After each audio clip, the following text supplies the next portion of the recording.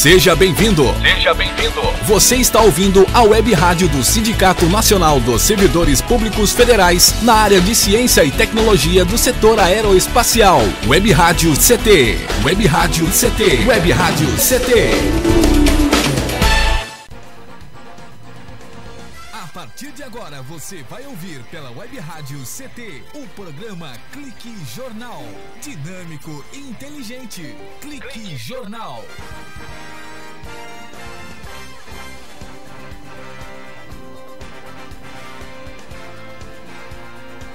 Olá, boa tarde. Está no ar o Clique Jornal, o jornal da Rádio CT. E olha, o Clique Jornal trata-se de um programa de variedades, não apenas de ciência e tecnologia, de política, de questões sindicais ou de cultura.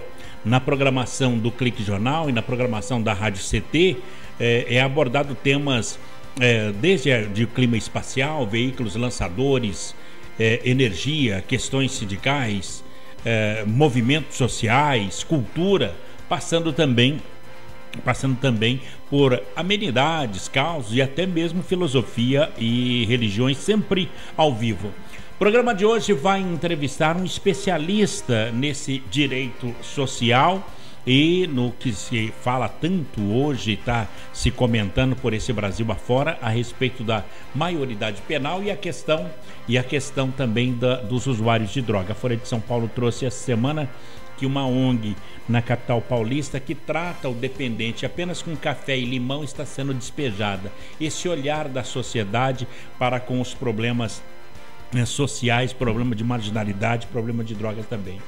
Franklin Fuad Abbas Maciel é o nosso entrevistado de hoje. Boa tarde, Franklin. Boa tarde, Paulo Silva. Boa tarde, Shirley, ouvintes da Rádio CT. Tudo bem, Franklin? Tudo ótimo. Shirley Marciano, nosso entrevistado de hoje, ele tem um olhar para a sociedade no tocante aos dependentes químicos e também a questão da maioridade penal. Sim, porque eu acho que a dependência química ela está muito relacionada ao jovem hoje, né? A toda a sociedade, mas em especial ao jovem, né? E hoje a gente está com um tema muito polêmico, né, Paulinho? Sendo votado no Congresso Nacional. E eu acho que o Frank poderia comentar alguma coisa nesse sentido, né? Maioridade penal, então a pergunta é a seguinte, o meu caro Franklin.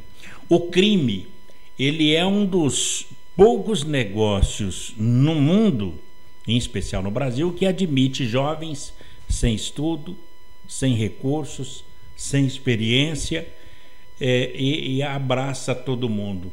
Chama esse jovem sem qualquer qualificação. Como é que você vê a questão do Congresso está discutindo maioridade penal e a questão das drogas? Bem, Paulinho, isso é um assunto premente da sociedade. A gente passou muito tempo se furtando a discutir essa questão do jovem e violência. Talvez por passar muito tempo esse debate acabou sendo atabalhoado, né? Porque ele foi muito mais muito mais emotivo do que racional de ambos os lados, né? Porque tanto o lado que defende um radicalismo maior e medidas mais punitivas, ele se utiliza de argumentos emocionais e pouco lógicos na defesa dos seus pontos, assim como os defensores também do atual modelo também o fazem sem muitos critérios, né? E aí a gente acaba virando um fla-flu, onde a sociedade acaba optando no embalo, no calor das emoções e as soluções que surgem desse ínterim não vão satisfazer e não vão trazer bons resultados.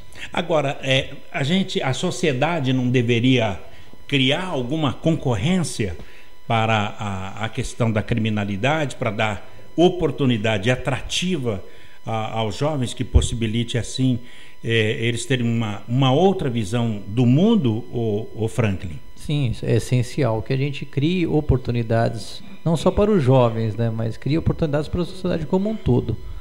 Em especial aos jovens, o processo de drogadição e outras situações, ele tem muito a ver com o sistema de Estado que a gente utiliza, né? Muito pouco fala-se nisso, né? Mas o modelo de sociedade que a gente utiliza ela acaba induzindo a um comportamento violento, a um comportamento desregrado e, consequentemente, ao consumo de drogas. Qual é esse modelo de sociedade? O capitalismo, o atual modelo de capitalismo, sim, que a gente utiliza. Por quê? Eu vou dar alguns modelo exemplos. Econômico. Porque o que é que, na verdade, não se restringe à economia, né? Qualquer modelo ideológico, ele contamina a cultura, contamina todos os demais processos da sociedade, processos administrativas e outros, né? Infelizmente, assim, a sociedade ela se molda aos modelos em vez do modelo se moldarem à sociedade. E a gente acaba sofrendo as consequências disso. Um exemplo claro é o que hoje o sistema, inicialmente ele restringiu o avanço dos direitos das mulheres, até o momento que ele percebeu que isso era interessante. Por quê? Porque com a abertura do mercado de trabalho para as mulheres, automaticamente você dobrava o número de consumidores. Então foi por isso que os direitos isso que os direitos emancipatórios das mulheres receberam um aporte muito grande do sistema. É um aquecedor da economia, né? Porque antes você tinha o quê? Vamos pegar anos 80, meados dos anos 80, você tinha a estrutura de família, salvo exceções, era muito nuclear, muito bem definida os papéis. Era pai, mãe, filhos, onde o pai era o provedor da casa, ele que saía para trazer os recursos que mantinham aquela casa, e a mãe tinha o papel na educação dos filhos. Com aproveitando-se desse discurso feminista, que não é errado, na verdade ele é correto, mas deturpando esses conceitos, tirou-se a mulher de dentro de casa, da presença junto aos filhos, e os filhos começaram a ser educados pelo Estado. Com a creche. Através de creches, através da escola e outros bens que, na verdade, não são instituições habilitadas para educar ninguém. A função da escola não é educar ninguém, a função da escola é escolarizar. Ela é trazer esse indivíduo para o convívio social, né? E apresentar-lhes as regras da sociedade que ele vive e como ele se comportar diante daquilo. Agora, a educação mesmo, basilar, ela é feita dentro de casa, na família. Quando você rompe o principal elo de sustentáculo dessa família, que é a mãe, da presença física da mãe próxima a essa criança, ela vai desenraizando. Da mãe e do pai, né? É que o pai já não tinha essa presença tão marcante no modelo que nós tínhamos. Então, mas assim, eu discordo em alguns pontos nesse sentido, porque eu acho que não é a quantidade de tempo que vai dizer se a educação é eficaz ou não, tanto num caso quanto no outro. Pode ser na escola, ou eu concordo com você que a escola não é ela que tem que educar mesmo, ela vai dar um outro tipo de educação que é outra coisa, né? Não é aquela educação do aprendizado de convívio social, né? Mas eu acho que não é a quantidade de tempo que vai determinar se aquele indivíduo vai ser bom ou não em sociedade. Mas não é questão, concordo contigo, não é tempo, mas é convivência. Quando você tem uma mãe que convive com o filho só no fim da jornada e só passa a mão na cabeça dele porque ela ficou fora, sente remorso, e por conta disso prover bens materiais em vez de bens morais, que é normalmente o modelo que a gente está, você acaba tendo um desvirtuamento daqueles valores. Então, mas porque ela se desvirtuou tendo culpa na situação. Porque se ela não tiver culpa na situação, se a sociedade não cobrar isso dela, ela naturalmente, quando ela chegar em casa, o filho vai chegar em casa, ela vai dar aquela educação. Então a gente não pode falar que, por exemplo, a mulher, se ela sai para trabalhar, ela está deixando de educar o filho. Isso não significa isso. Eu acho que ela pode sair para trabalhar e ela pode continuar educando seu filho. Mas a figura feminina é a mola mestra, né? É ela que dá o tom numa família. É que nós precisaríamos ter um equilíbrio maior no tempo dedicado ao trabalho, né?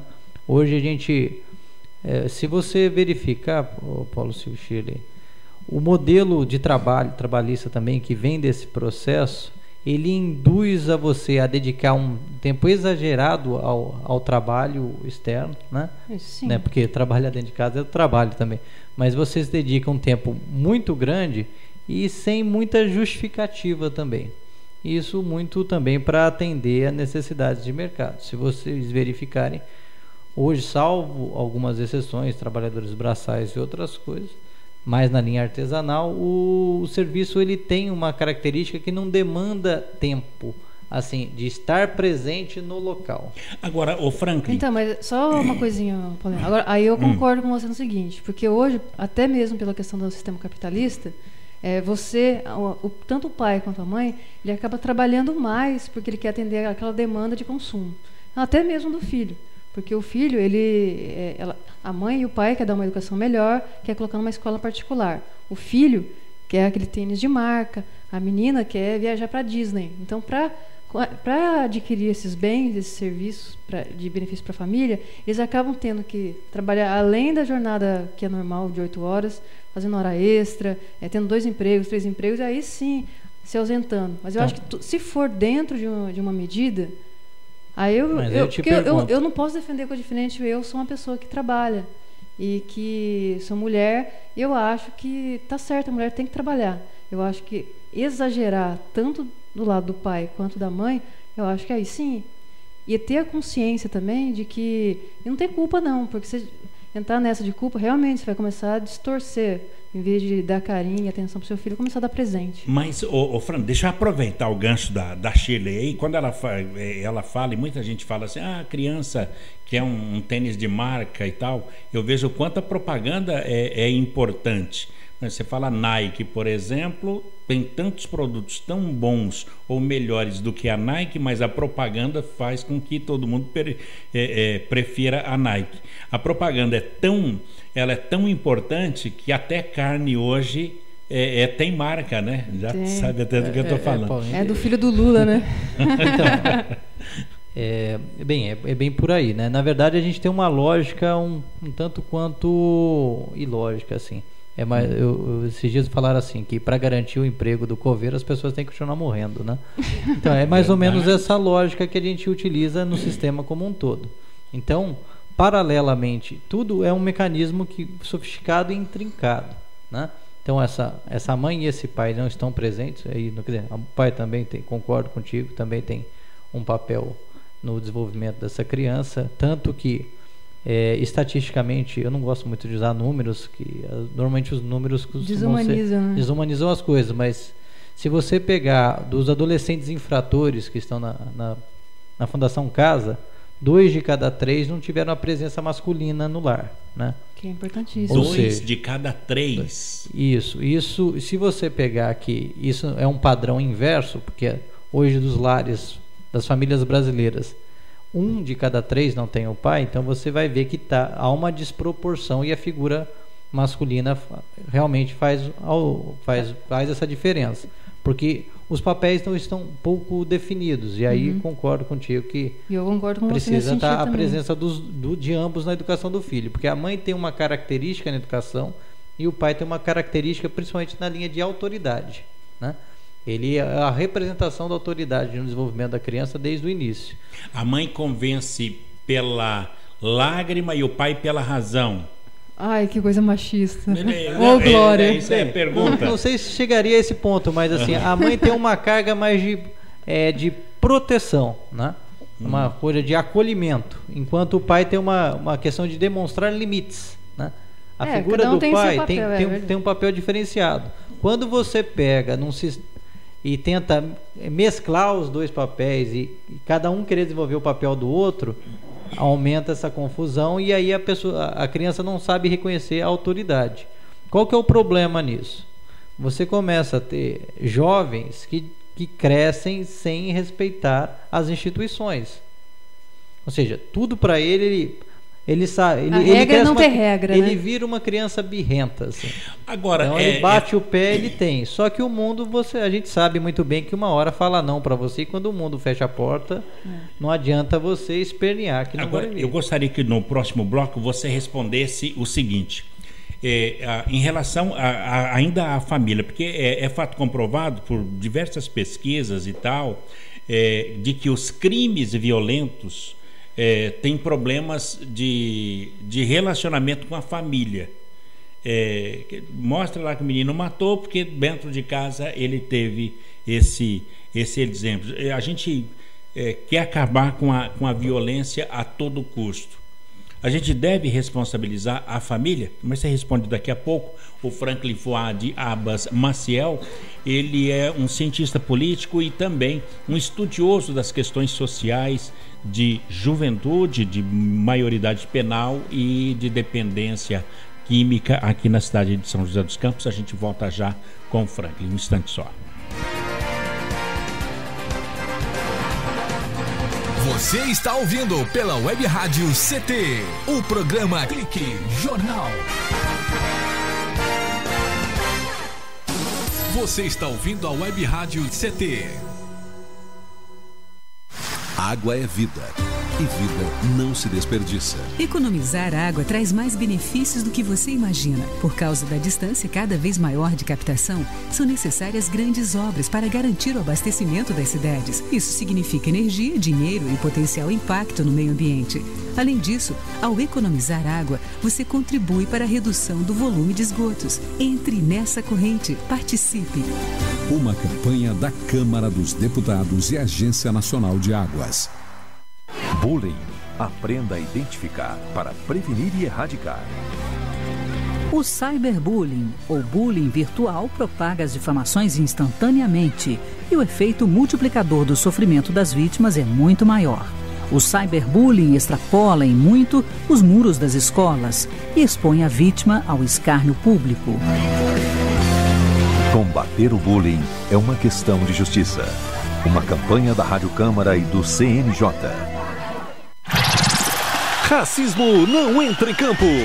Futebol é arte da bola que rola no gramado. Roda no ar, na cor da emoção. Pernas brancas, pretas, amarelas, de todas as cores, de todas as torcidas. Cartão vermelho para o racismo. Fim de jogo.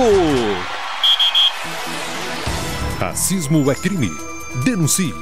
Uma campanha da Comissão de Esportes da Câmara dos Deputados. Energia elétrica.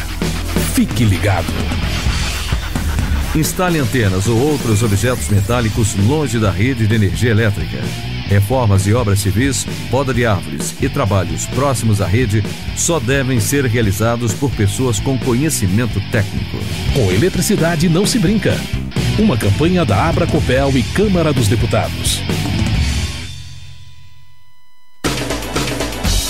Seja bem-vindo. Seja bem-vindo. Você está ouvindo a Web Rádio do Sindicato Nacional dos Servidores Públicos Federais na área de Ciência e Tecnologia do setor aeroespacial. Web Rádio CT. Web Rádio CT. Web Rádio CT.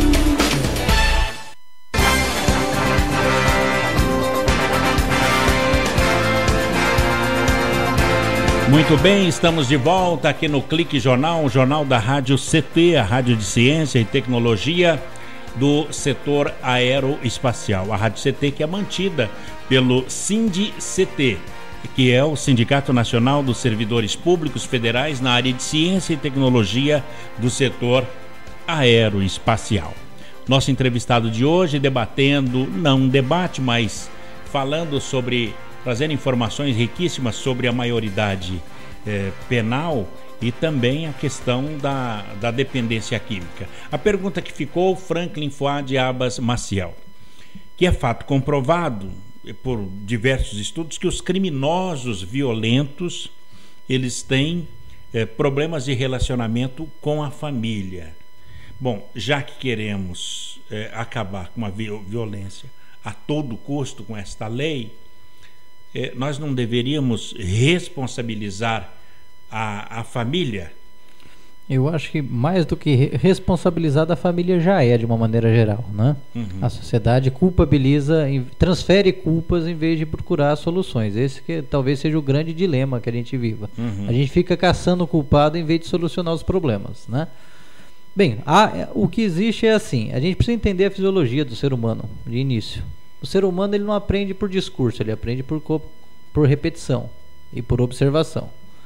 Lógico, você vive num ambiente onde as respostas são violentas, onde o afeto não existe, onde os valores eles se dão através de interesses outros que não o respeito, a afetividade, você logicamente vai procurar isso de outra maneira e vai buscar chamar a atenção. Então, digamos assim, a criança cresceu num ambiente onde leva vantagem, vence a discussão aquele que grita mais alto. Consequentemente, ele vai levar isso para a sociedade, ele vai querer gritar mais alto, ele vai querer resolver as coisas no braço. Agora, independentemente, considerar que o criminoso ele age dessa maneira por impulso, porque ele acredita na impunidade, é por isso que o crime, isso não vai dar nada e tal, e ele acaba achando que a impunidade, que ele vai praticar o crime, vai ficar impune. É um mau negócio acreditar na possibilidade de ser punido com essa lei? Bem, na verdade, assim, nenhum criminoso acho que vai ser pego, independente se é um criminoso de 10 anos de idade, né? Se é um garoto que mente aos 5, 6 anos de idade para se dar bem, ou uma raposa velha do Congresso que manipula as situações para se dar bem. Isso, todos, quando agem achando, independente das leis serem restritivas ou do sistema ser mais rígido, eles agem acreditando que não serão pegos, né? Aliás, a maior parte dos arrependimentos é o arrependimento de ter sido pego, não o arrependimento de ter executado, né? Então isso não faz diferença.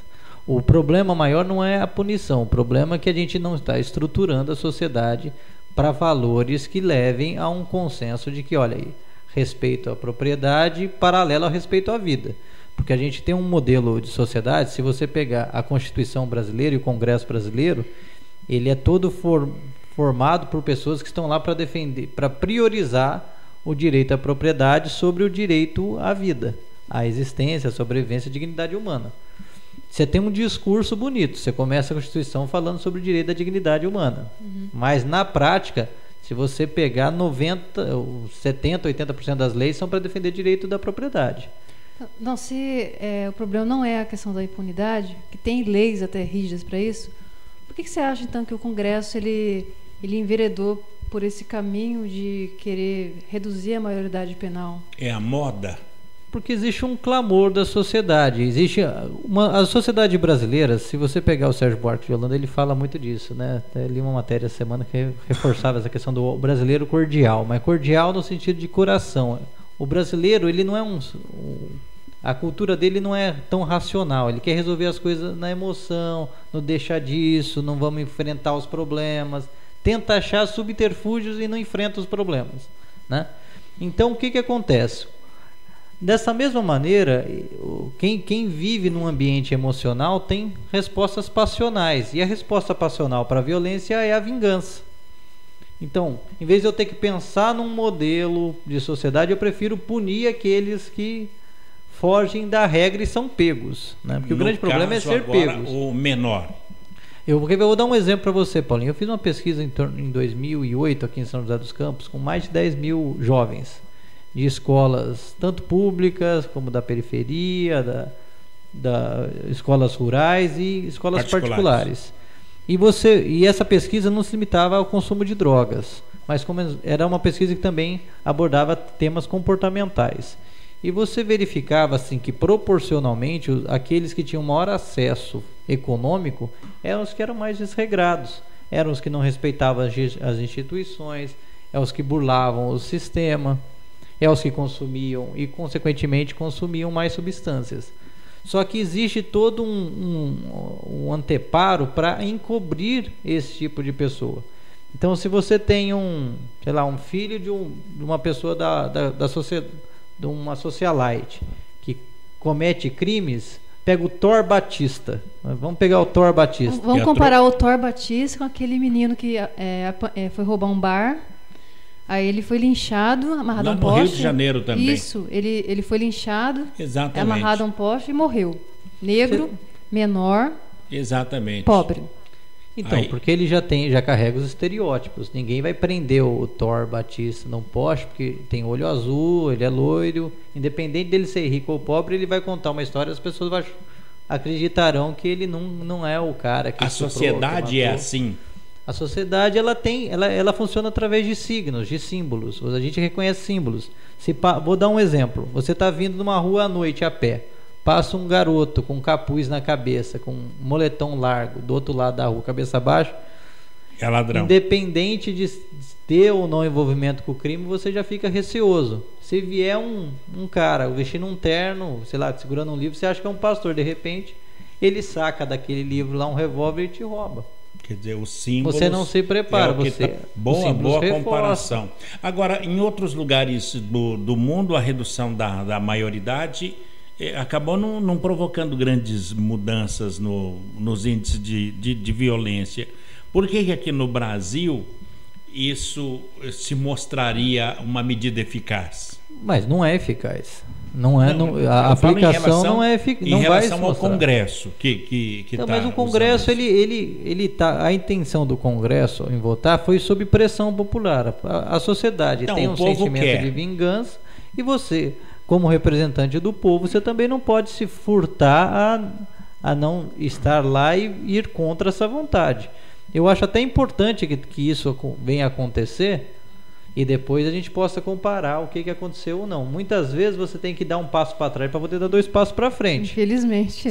Porque senão fica aquela coisa, se tivesse reduzido, os problemas teriam sido solucionados. Lógico que também, uma coisa que não está sendo muito questionada, e agora parece que no Senado ontem estava para votar, não sei se chegou a ser votado, a questão de mudanças no ECA. O ECA também completou agora 25 anos. 25 isso, o ECA ele é um avanço, mas em 25 anos ele precisa de reformas, né? Ele precisa adaptar. Aquele modelo também de tratar todo e qualquer crime como se fosse um ato irresponsável de uma criança, não é bem assim. Segundo, os sistemas carcerários brasileiros, né? Eles são 100% punitivos, eles não têm nenhum processo de reeducação para a sociedade. Fora que é comandado por facções criminosas, a gente sabe disso, né? E uma vez que um jovem entra lá, ele sai pior, né? A gente sabe disso. Porque o que acontece? A gente trabalha muito dentro da sociedade brasileira em respostas remediáveis, né? Assim, de imediatas. O problema, você não toma precaução em relação ao problema, o problema vai acontecer, não tem nada preventivo. É igual, assim, o brasileiro, ele não faz, por exemplo, manutenção preventiva do carro dele. Ele vai completando o óleo e daqui a pouco o motor funde. Daí ele gasta tudo que tinha naquilo lá. Da mesma maneira, ele faz durante a sociedade. Ele não previne, esse tipo de comportamento, esse tipo de ajuste da sociedade vai desencadear em violência, que vai desencadear isso. Ele não antecipa o problema. Consequentemente, quando o problema vem, ele quer dar soluções rápidas, soluções cabais, né? Do tipo pena de morte, do tipo redução de maioridade penal, armamento, população. É como se a sociedade quisesse assim: eu quero tirar o problema da minha vista, eu não quero enfrentá-lo. Então é aquela coisa do incômodo. Estou num restaurante e de repente aparece um faminto na porta pedindo que comer. Aquilo me incomoda. Então eu prefiro que a prefeitura tenha uma van que recolha essas pessoas e jogue no meio do nada. Para limpar da visão. Para tirar da minha visão, porque aquilo me incomoda, porque indiretamente eu sinto que eu também fui responsável por aquela situação. Ou que os olhos não vê, o coração não sente. Isso. Então você tirando esses jovens, qualquer jovem problemático, e encarcerando ele por 10, 20 anos, ele saiu da sua vista. Agora, as fundações para menores aqui do estado de São Paulo, por exemplo, elas são tão ruins assim ao ponto de não conseguir fazer um trabalho para correção desses jovens. Não precisa ter ali um ISO 9000, um Sebrae atuando ali para melhorar, para dar lucro, porque precisa dar um lucro emocional e educacional. É que a coisa não é, por melhor que fosse a instituição, Paulinho, nós temos algumas dificuldades, porque assim, o cerne do desenvolvimento de uma pessoa, de qualquer pessoa, são os 7 primeiros anos de idade. É ali que você agrega os principais valores que você vai levar para a vida inteira. Passado isso, você pode até se transformar, mas existe um esforço muito maior, porque você vai ter que apagar alguma coisa que já ficou cicatrizada dentro das suas características pessoais. Então, por melhor que seja o processo, ele vai ter dificuldades. Lógico que dentro de uma lógica punitiva, e que ela é punitiva e ao mesmo tempo ela é compensatória, ou seja, não busca-se equilíbrio, ou vem um discurso do tipo, pode fazer tudo, é um coitadinho, ou então ele é o demônio. E a gente tem que entender que as pessoas são ambivalentes, elas têm anseios, têm desejos, mas também precisam entender que elas têm responsabilidades. E esses jovens não são em nenhum momento chamados para essa responsabilidade, né? Por falar em responsabilidade, Frank, nós vamos para um breve intervalo e na volta eu quero que você responda a seguinte questão. São mais de 500 mil mandados de busca de prisões no Brasil, as penitenciárias estão superlotadas, e se for aprovada a maioridade penal, aonde é que vai se colocar esses jovens? Mas você responde daqui a pouco aqui na Rádio CT com o Franklin Fuad Abbas Maciel, cientista político, no Clique Jornal. Um instante só. Você está ouvindo pela Web Rádio CT o programa Clique Jornal.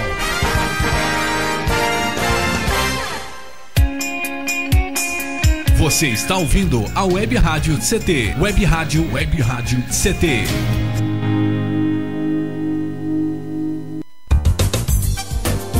Meu chefe é um carrasco, minha mulher me deixa louco. É só por isso que eu bebo. Cai na real, cara. Já pensou que o problema pode estar com você? E que o seu comportamento desperta o pior nas pessoas? Acesse www.alcoolicosanonimos.org.br e procure ajuda de quem já passou pelo que você está vivendo. Se você quer beber, o problema é seu. Se você quer parar, o problema é nosso. Uma campanha da Câmara dos Deputados e do AA. Pedofilia não é brincadeira, é crime. O pedófilo costuma ser uma pessoa acima de qualquer suspeita, o que facilita sua atuação. Existem casos em que o encontro pessoal pode terminar em violência física ou sexual. Diante do computador, todo cuidado é pouco. Fique atento. Internet segura é mais que um jogo, é a sua vida. Uma campanha da Polícia Federal e Câmara dos Deputados. Energia elétrica. Fique ligado. Algumas medidas simples podem prevenir acidentes elétricos. Evite o uso de benjamins ou T's. Eles causam sobrecarga. Prefira sempre instalar mais tomadas. Instale também o fio terra em interruptor diferencial residual DR. Eles protegem sua família contra choques elétricos. Com eletricidade não se brinca. Uma campanha da Abracopel e Câmara dos Deputados. Seja bem-vindo. Seja bem-vindo. Você está ouvindo a Web Rádio do Sindicato Nacional dos Servidores Públicos Federais na área de Ciência e Tecnologia do setor aeroespacial. Web Rádio CT. Web Rádio CT. Web Rádio CT.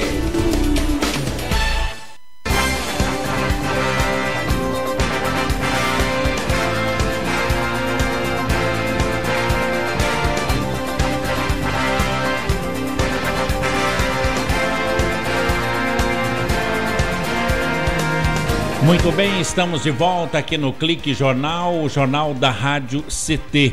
E a questão é maioridade penal, porque o Franklin ele é um estudioso nesse assunto, na questão da maioridade e também a questão da dependência química. Bom, a pergunta que ficou do bloco anterior para cá, para que o Franklin pudesse nos orientar, é a respeito da aprovação, Franklin, da maioridade, desse projeto da maioridade penal. Em quais penitenciárias serão colocados os jovens que cometerem crimes, os chamados crimes hediondos, os infratores?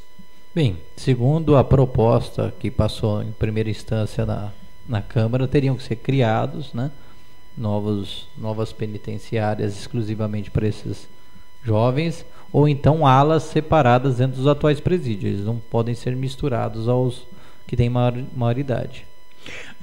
Matematicamente, falou-se na imprensa que 99% dos crimes cometidos pelos jovens infratores são de menor relevância. Nós devemos punir a todos, mesmo sabendo que apenas 1% são problema? Não, na verdade a lei ela pune só o que é problema. Essa conta eu desconfio de tudo que fala em 99%.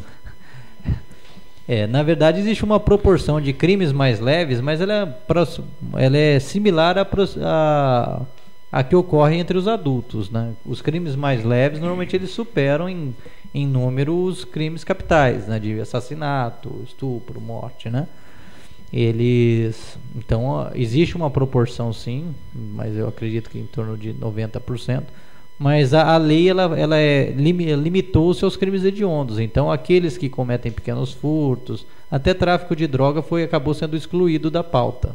Estava no primeiro projeto e na segunda apresentação foi excluída a questão do tráfico de drogas. Então esses adolescentes que cometem infrações menores continuou sob a tutela do Estatuto da Criança e do Adolescente.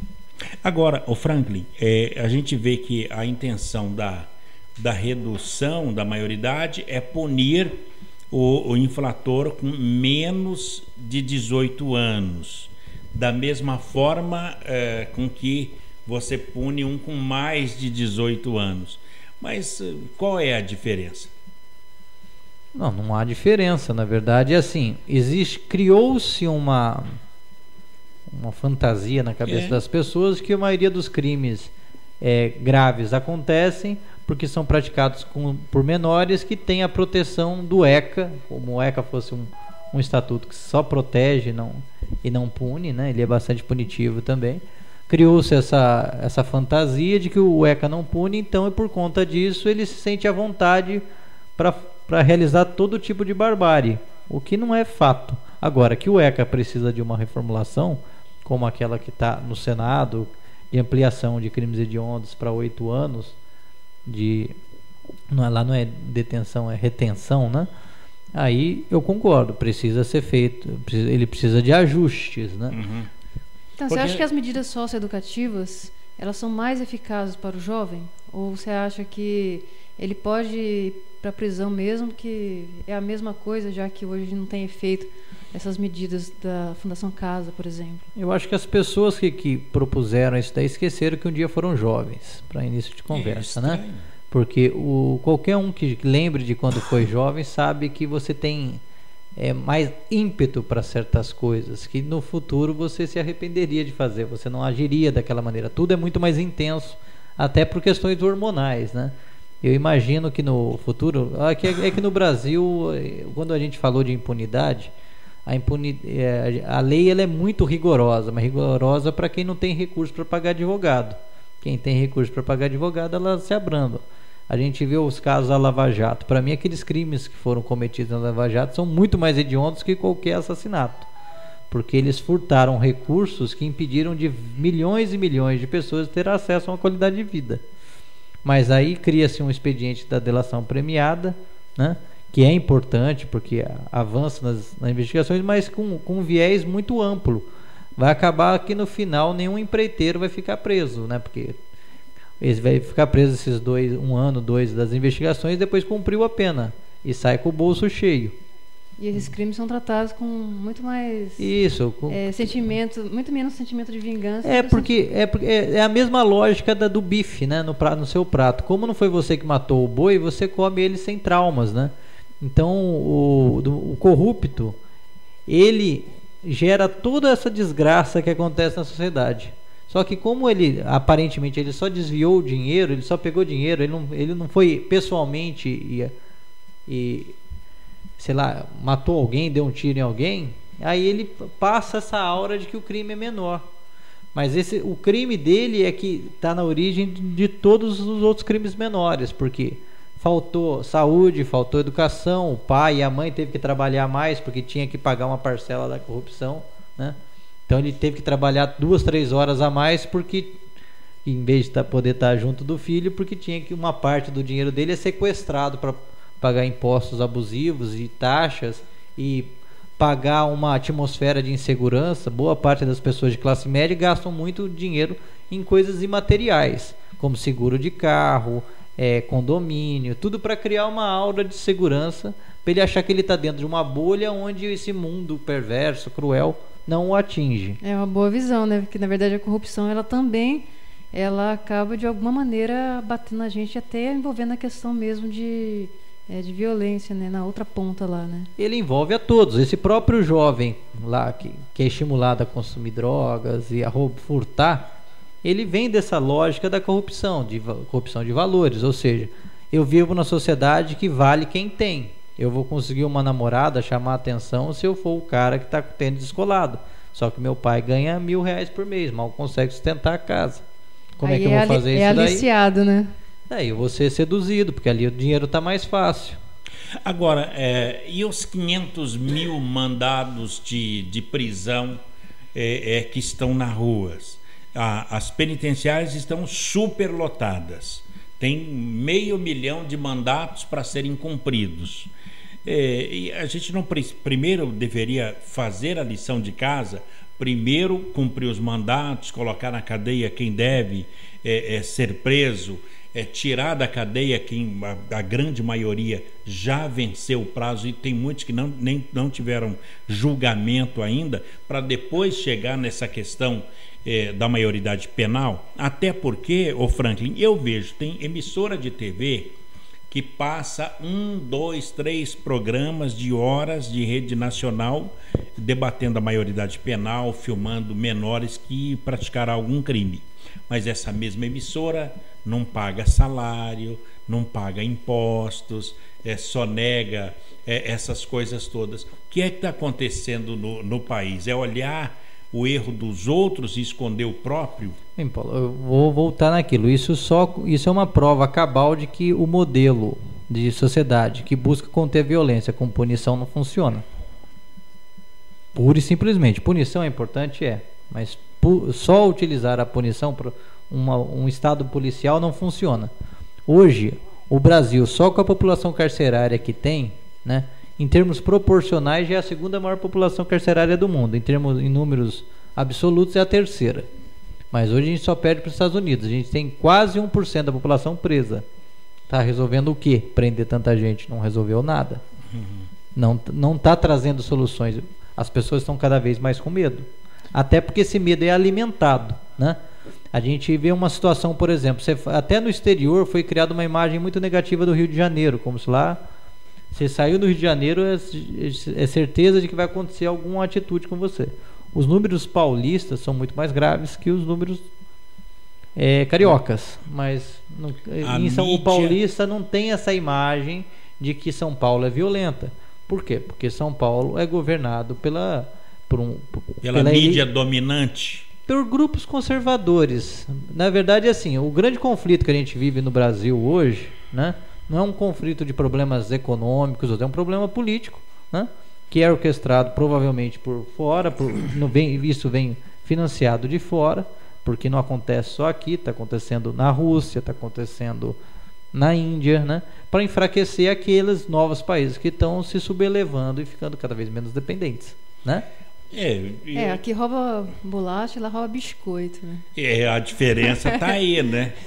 Um é bolacha, outro é biscoito. Só que você vê, aqui o governo do estado de São Paulo, quanta corrupção não teve, a gente não vê os noticiários comentando a corrupção do metrô, né? A mídia dá o tom dos assuntos no Congresso, porque eu vejo que fala-se da maioridade penal, até me assusta, porque o ECA, que completa 25 anos, diz que a criança com 12 anos, qualquer adolescente com 12 anos, ele é responsabilizado já pelo ato cometido contra a lei, não é?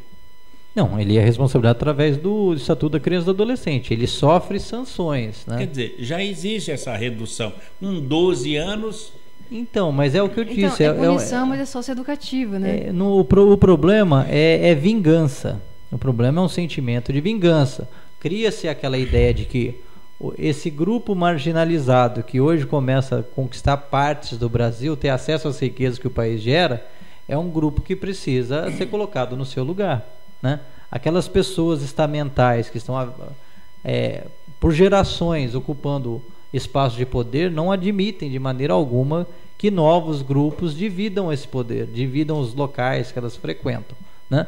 E aí elas vão criar uma série de razões, né? Álibis para justificar que aquele outro tem que merecer menos. Porque ele vai falar, olha, tá vendo? Eu não falei que aquele ali roubava? Você foi ajudar aquele cara para quê? Para ele roubar, para ele assaltar. Pega-se... isso é uma lógica midiática. Vocês são do setor de mídia, sabem disso. Você pega aquilo que é exceção, transforma em regra, e pega o que é regra e transforma em exceção. Pega o debate agora da Lava Jato.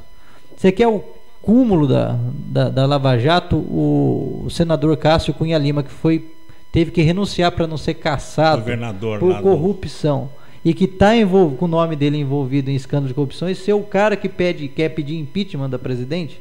Então, ou seja, há todo encoberto um lado da história para mostrar a face de outra. A gente não tem dois pesos, duas medidas. Da mesma forma, como a gente tem essa cultura emocional, os representantes da esquerda, em vez de separar o joio do trigo, começam a falar, mas esse roubou, mas fez. Isso é coisa de Maluf, né? A gente tem... O delito, ele não pode olhar viés partidário e ideológico. Delito é delito. Quem cometeu tem que ser punido, independente se ele tem recursos ou não.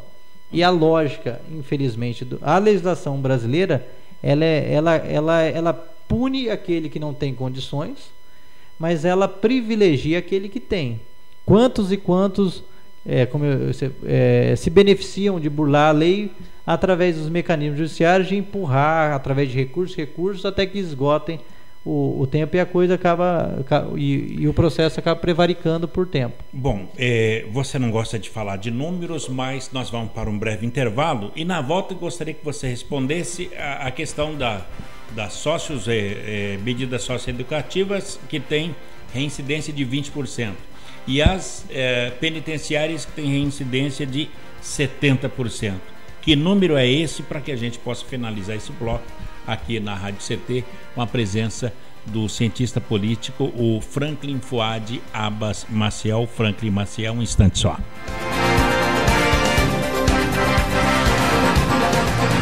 Você está ouvindo pela Web Rádio CT, o programa Clique Jornal.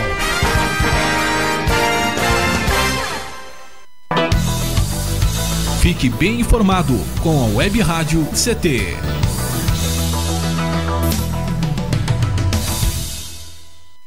Água é vida. E vida não se desperdiça. Você sabia que a maior parte do gasto de água residencial acontece no banheiro? O vaso sanitário e o chuveiro costumam consumir juntos mais da metade de toda a água gasta em uma residência. Por isso, fique atento. Ao construir ou reformar, dê preferência a equipamentos de baixo consumo. O retorno desse investimento virá em poucos meses na sua conta de água. Entre nessa corrente. Uma campanha da Câmara dos Deputados e Agência Nacional de Águas. Energia elétrica. Fique ligado. Somente pessoas com conhecimento técnico devem executar trabalhos em instalações elétricas. E atenção, quando houver tempestade com descargas atmosféricas, os raios, desligue os aparelhos das tomadas e evite atender ao telefone. Com eletricidade não se brinca. Uma campanha da Abracopel e Câmara dos Deputados. Pedofilia não é brincadeira, é crime. Pelos sites de bate-papo ou e-mails podem chegar mensagens e apelos para que crianças e adolescentes participem de jogos online, assim como convites marcando encontros secretos. Essas mensagens podem esconder intenções de abuso e exploração sexual infanto-juvenil. Fique atento. Internet segura é mais que um jogo, é a sua vida. Uma campanha da Polícia Federal e Câmara dos Deputados.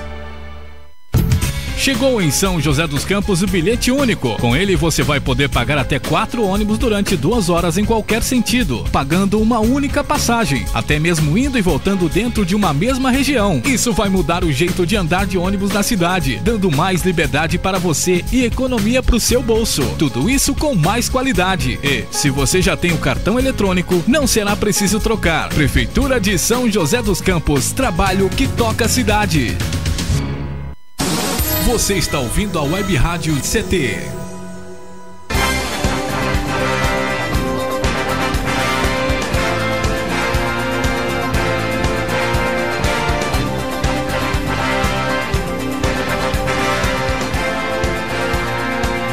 Muito bem, estamos de volta aqui no Clique Jornal com a presença do cientista político, o Franklin Fuad Abbas Maciel. Quero registrar aqui os nossos ouvintes e internautas espalhados pelo Brasil, em especial aqui na cidade de São José dos Campos, o INPE, o DCTA, o CEMADEM, que fica aqui no Parque Tecnológico, também o Fórum de CIT, o Fórum de Ciência e Tecnologia, que congrega mais de 30 entidades espalhadas pelo Brasil, CPTEC em Cachoeira Paulista, CTI em Campinas, CLBI em Natal, no Rio Grande do Norte, CLA em Alcântara, no Maranhão, em Santa Maria, no Rio Grande do Sul, e também a Unidade Regional do Centro-Oeste Brasileiro do INPE, lá em Cuiabá, no estado do Mato Grosso. Aliás, são dois Mato Grosso e Mato Grosso do Sul.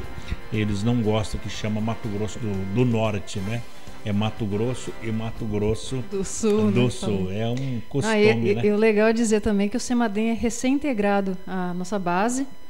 Teve um concurso com 100, foram passados 100 pessoas no concurso, e dos 100, 80 se filiou ao sindicato. Então, que maravilha! É uma presença importante do Sindicato de Ciência e Tecnologia. Não fiquem só, fiquem sócios. Exatamente. Sejam bem-vindos ao SINDCT.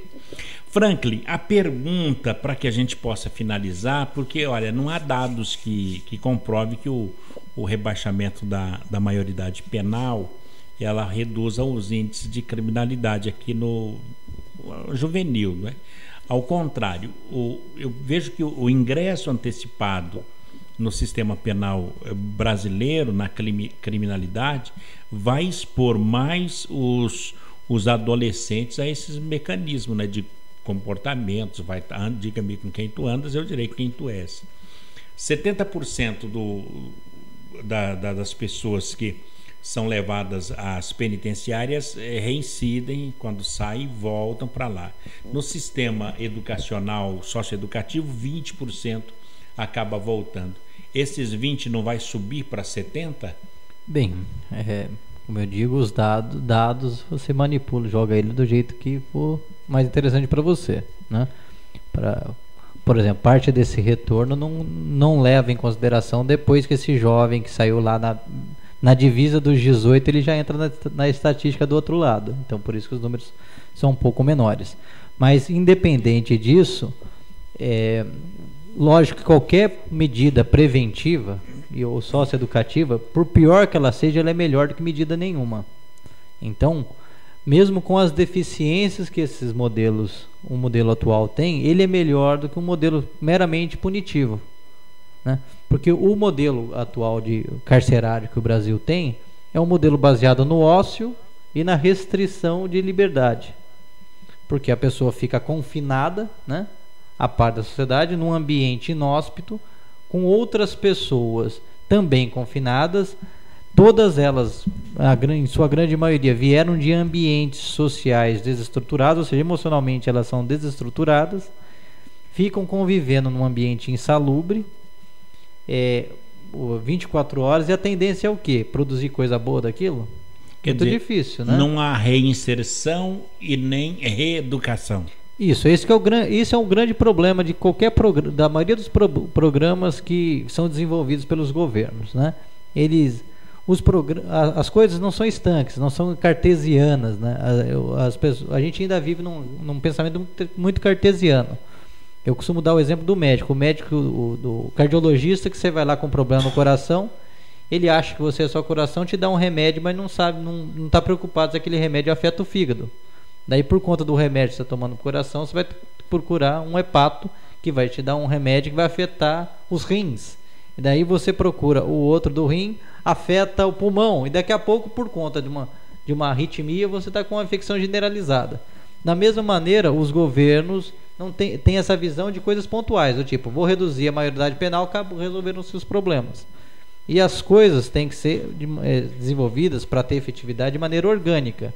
Por exemplo, um programa efetivo de combate à redução do consumo de drogas, ele tem que ter 4 vértices. É como se fosse uma cadeira. Se uma cadeira que tem uma perna só, vai cair. Então, o programa que nós desenvolvemos aqui em São José, o Vencer, tem essa característica. apesar de hoje ele estar muito mais focado na questão do tratamento, que está mais avançado, mas ele já tem os pilares para um programa de prevenção, um programa de reinserção social e um programa de coibição de crimes, de novos avanços. Porque se você não tiver todas essas coisas concatenadas e caminhando na mesma direção e de maneira harmônica, você vai estar sempre tendo novas demandas. Ou seja, eu tenho uma demanda de tratamento de, 2.000 pessoas que precisam de internação em São José dos Campos. Mas se eu não trabalho prevenção, eu nem terminei de tratar essas daqui, já tem mais 2.000 para entrar no sistema. E como eu não reinseri, também não trabalhei enquanto ela estava sendo tratada, o sistema de reinserir lá na sociedade, ela vai voltar para o ciclo de novo. E aí eu vou ter aqueles 2.000 que estão ingressando, mais 1.000 que não teve a continuidade. Ou seja, você vai estar sempre com o problema se avolumando. Eu tenho até um bom exemplo aqui, Franklin, para dar. A advogada Margarida Pressburger, ela é membro do Alto Comissionado dos Direitos Humanos da ONU. Ela foi fazer uma visita lá na Ucrânia, num estabelecimento lá de recuperação de jovens que entram para o crime. Olha o que ela diz: visitei um abrigo de menores infratores que achei um exemplo. Cheguei de surpresa, encontrei várias salas de aula, os jovens de terninha e gravata, e era um abrigo de meninos, todos limpinhos e arrumadinhos, tendo aulas em salas de acordo com as idades. O professor que dá aula na escola lá fora dá aula para eles. No momento em que eles cumprem a pena socioeducativa, eles são imediatamente reintegrados à escola e prosseguem normalmente. Não há interrupção. Quer dizer, vi jovens infratores em várias salas de aula. Relata experiente advogada com um olhar esperançoso de que isso ocorresse no Brasil. Ou seja, ela viu um bom exemplo na Ucrânia de recuperação de jovens infratores. Sim, bem, na verdade, assim, isso é fato, né? O que acontece? Vamos pegar um adolescente que veio da periferia, morava numa casa ruim, com alimentação ruim, um ambiente sujo, carregado, sujo fisicamente mesmo, sujo. Você vai lá, o chão tudo sujo, roupa suja, rasgada. Daí você pega para ressocializar ele, coloca ele num ambiente igualzinho. Ele vai aprender o quê? Nada. Foi até interessante que ela pegou na questão da vestimenta. Não, né? Mas isso faz diferença. Eu estou falando que isso faz diferença porque na questão de recuperação de dependência química, isso é fundamental. Se você pega um jovem e lança ele naquelas comunidades que são para aglutinar a gente, que você chega lá, o cara tá com... Eu já fui em comunidades terapêuticas no passado que a pessoa comia em latinha de sardinha. Nossa. Ou seja, o que mudou na cabeça dele de que, olha, existe um outro caminho a seguir? Você tem que mostrar para a pessoa que existe um mundo diferente e ele sentir interesse em participar daquele mundo. Se você coloca ele num mundo que é ainda mais agressivo do que aquele ambiente que ele vive, ele vai lutar para voltar para aquele mundo anterior que também não dava respostas. Então, a mudança ambiental dessa pessoa, do habitat, né, e de relações, essa coisa de colocar o terno, ela tem um fator simbólico nisso daí. Provavelmente esses jovens nunca colocaram um terno na vida, né? Aquilo, ele quando ele olha no espelho, ele vê uma outra pessoa nascendo daquilo. Tem um fator simbólico muito forte. Isso pode trazer realmente retorno na recuperação dele. Não é simplesmente algo só para maquiar. E você vê que não tem nada de punitivo aqui, né? Eles pegaram esses jovens, colocaram em salas de aula bem vestidos. Então, quer dizer, eles querem realmente pegar essa pessoa e retornar ela para a sociedade outra pessoa, diferente daquela que entrou. Sim, mas para isso ele precisa, é fundamental que ele entenda, que ele vivencie uma outra sociedade diferente da que ele vive. E aí, quando ele foi lançado num ambiente onde existe uma sociedade onde as paredes são brancas e não todas manchadas de graxa, aí o mundo começa um pouco mais colorido para ele. O Brasil é a quarta população carcerária. Terceira. Não é? Passou a Rússia já. Passou a Rússia? Passou. Brasil, depois Estados Unidos, Rússia e China. Estados Unidos, assim, em números absolutos, Estados Unidos com 2.200.000, China com cerca de 1.700.000 e o Brasil com quase 800.000 presos. Nossa, gente demais. Só que proporcionalmente o Brasil tem mais presos que a China, porque a China tem 1,5 bilhão de habitantes, né? E o Brasil tem 200 milhões de habitantes. Então já são primeiros. A gente está em segundo, só está ganhando está perdendo para os Estados Unidos.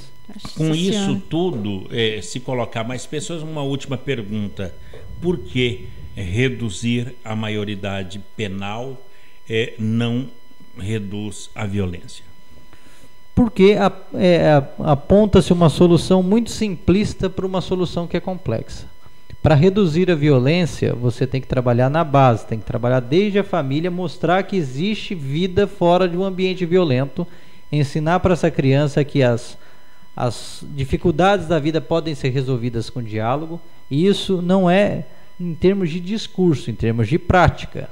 Então ele tem que aprender a viver num ambiente onde ele faz as suas conquistas através do diálogo. Não adianta você pegar e aí eu pego aquele exemplo anterior que você disse da família desestruturada, onde ele aprendeu, o pai que chega bêbado, bate na mãe. Ele tem que chegar num ambiente onde, sei lá, se não dentro de casa, numa dessas instituições, onde aquele que tem melhores argumentos prevaleceu e conseguiu sem precisar bater em ninguém, por exemplo. E aí ele começa a perceber que existe um mundo onde as coisas não se resolvem no braço, onde as coisas não se resolvem no grito. E ele começa a enveredar por esse novo mundo.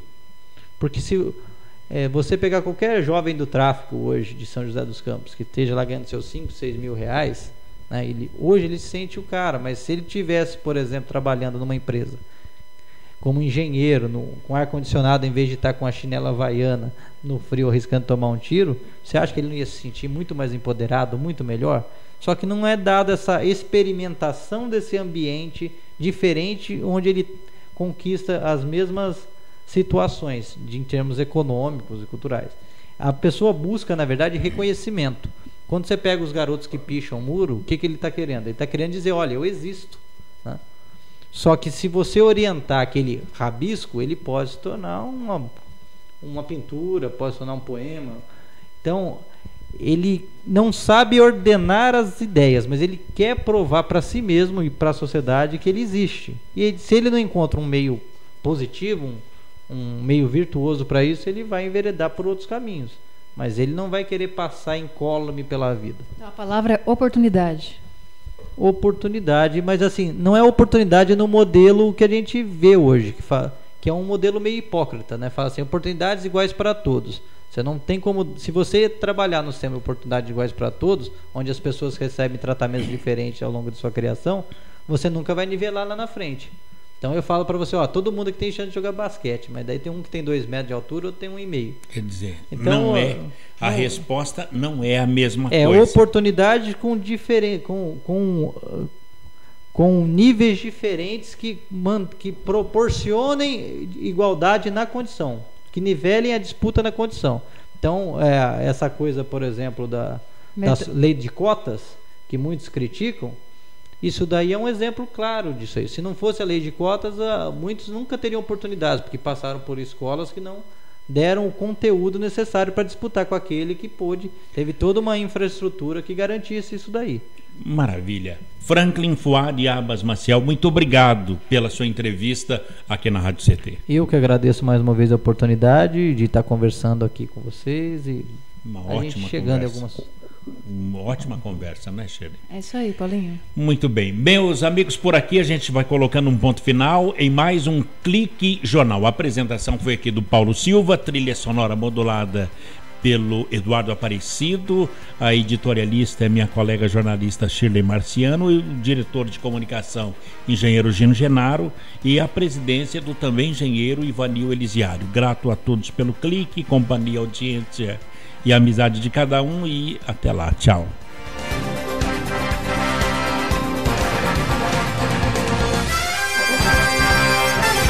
Você ouviu pela Web Rádio CT Clique Jornal. Clique Jornal.